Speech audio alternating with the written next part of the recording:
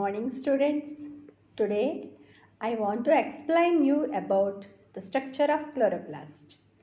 The chloroplast, these are the cells which are present in the plants and they are responsible for photosynthesis. Chloroplast structure. The chloroplast is a three-membranous structure. It is having three membranes. The first two layers covers the organella, means chloroplast. The third layer forms a sac-like structures called as granum. The granum, there will be small granule-like structures are present.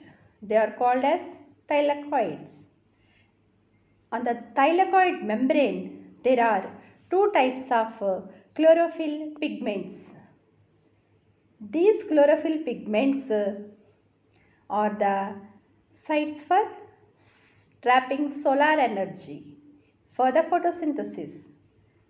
On this thylakoid membrane, there are two types of chlorophyll pigments are present.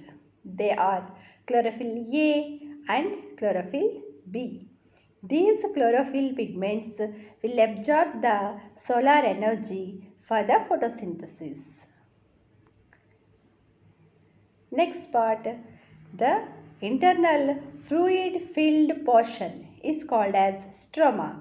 The inner or internal fluid-filled portion is called as stroma.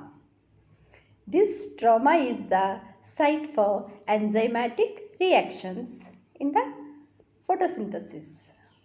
So, at a glance, the chloroplast is a three-membranous structure. The first two layers covers the chloroplast and third layer forms as sac-like structures called granum. On this granum, there will be granule-like structures. They are called as thylakoids. These thylakoids will have two types of pigments in it. They are chlorophyll A and chlorophyll B. These pigments will absorb the solar energy for photosynthesis. The inner fluid-filled portion is called as stroma.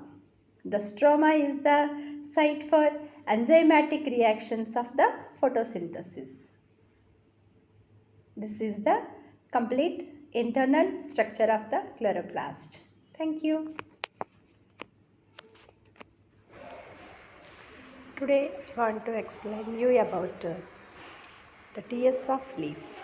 TS of leaf means transverse section of leaf. There are three types of tissues present in the TS of leaf. There are three types of tissues are present. First one, the dermal tissue. Second one, the ground tissue. Third one, the vascular tissue. The outermost layer of the leaf is called as dermal layers. Resembles dermal tissue.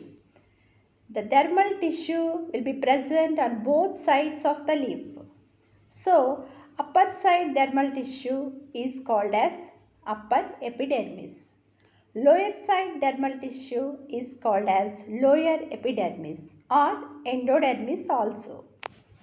Upon the dermal tissue, there will be a single line of cells are present. They are called as cuticle.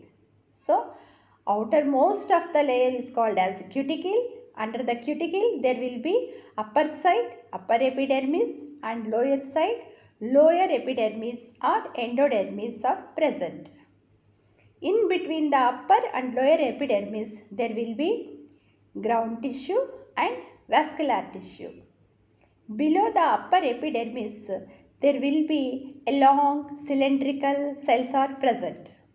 They are called as palisade parenchyma. So, in ground tissue, the first layer is called as palisade parenchyma. The palisade parenchymal cells arranged in order.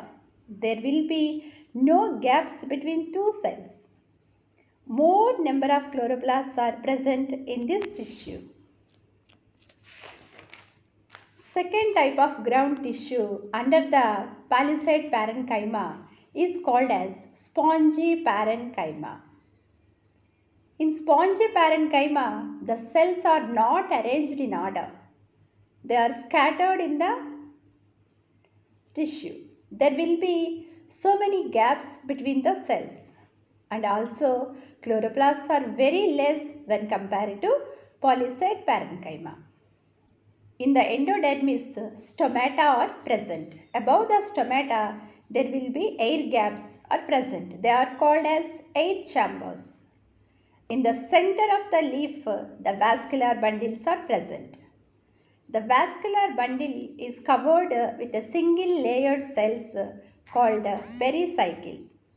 In vascular bundle, there are two types of tissues. The first one, xylem.